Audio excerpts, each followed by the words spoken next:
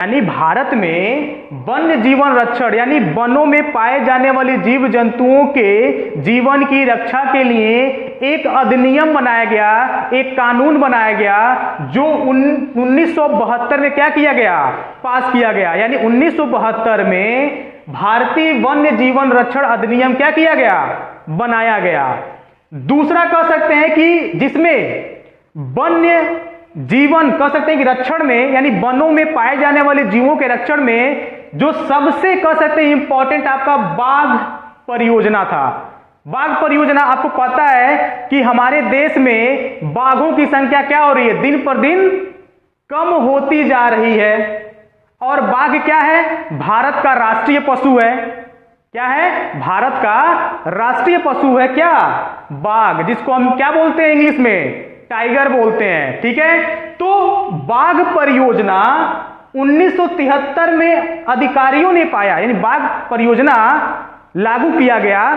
तो कह सकते हैं कि 1973 में अधिकारियों ने, मतलब जो वन अधिकारी थे, उन्होंने ये पाया कि बाघों की जो संख्या है 20वीं शताब्दी के आरंभ में क्या हो गया, 55,000 से घट करके 55,000 से घटकर 1,827 हो गया। आप सोच सकते हैं कहां 55,000 और कहां पर 1,827, यानी 1,827, यानी संख्या क्या हुआ, बहुत ही ज्यादा कम हो गया।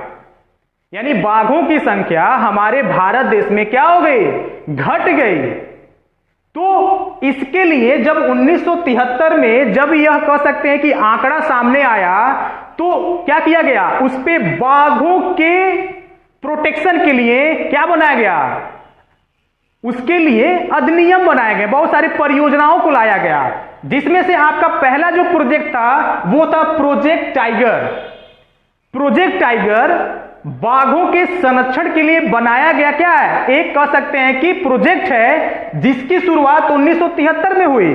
क्यों, क्योंकि 1973 में आधिकारिक तौर पर यह पाया गया कि बाघों की संख्या 55,000 से घट करके 1,827 हो गई, जिसके वजह से क्या किया गया, टाइगर रिजर्व या कह सकते हैं कि प्रोजेक्ट टाइगर की शुरुआत की गई 1973 में। और शुरुआती दौर में तो उपलब्धि हासिल हुई।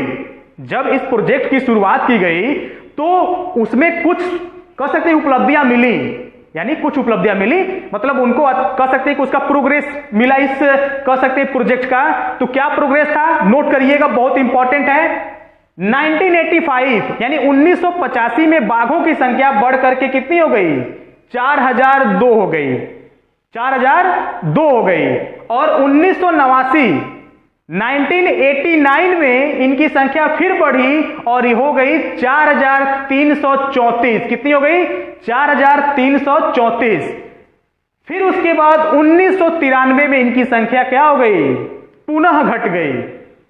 अब घटने का रीजन तो आपको पता ही होगा, क्यों घट गई, शिकार कह सकते हैं, स्मगलिंग, ये सारी चीजें मतलब भारत देश में वनों में खुलेआम देखने को मिलता है। ठीक है, तो इसके वजह से कह सकते हैं कि इनकी संख्या 1993 में घट करके पुनः क्या हो गया, 3600 हो गया, घट गया। शुरुआती में तो कह सकते हैं शुरुआत में उपलब्धि मिली, लेकिन बाद में पुनः क्या हो गया, फिर से उनकी संख्या में कमी आ गई। तो ये इंपॉर्टेंट है, नोट कर लीजिएगा इसको। अब आगे देखिए, कह सकते हैं कि जो प्रोजेक्ट टाइगर था, जिसके अंतर्गत बाघों के कह सकते हैं कि प्रोटेक्शन के लिए जो नियम चलाया गया, जिसमें बाघों की संख्या शुरुआती दौर में तो बढ़ी, बाद में फिर घटने लगी। तो बाद में कह सकते हैं कि भारत में 32,137.17 वर्ग स्क्वायर किलोमीटर में टोटल 39 बाघ रिजर्व बनाए गए। कितने, 39 बाघ रिजर्व भारत में बनाए गए।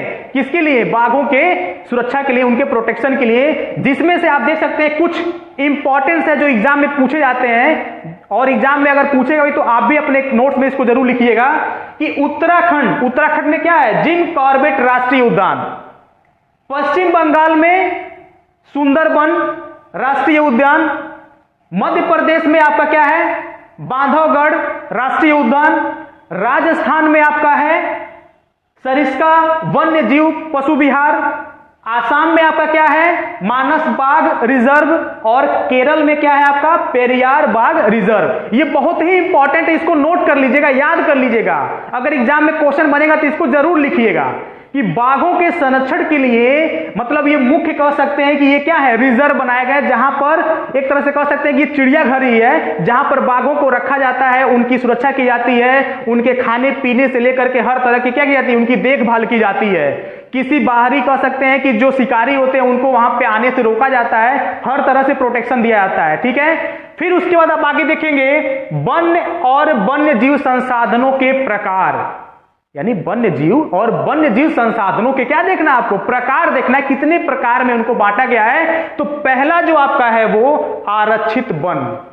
आरक्षित क्या होता है, जिसको बोलते हैं रिजर्व, मतलब जिसपे किसी और का अधिकार ना हो, जिसको रिजर्व कर लिया गया हो, यानी कह सकते हैं देश के आधे से भी ज्यादा कह सकते हैं वन क्या है, आरक्षित घोषित कर दिए गए हैं, जिसमें कह सकते हैं कि मनमानी ढंग से कोई काम नहीं किया जा सकता। दूसरा जो प्रकार है आपका रक्षित वन।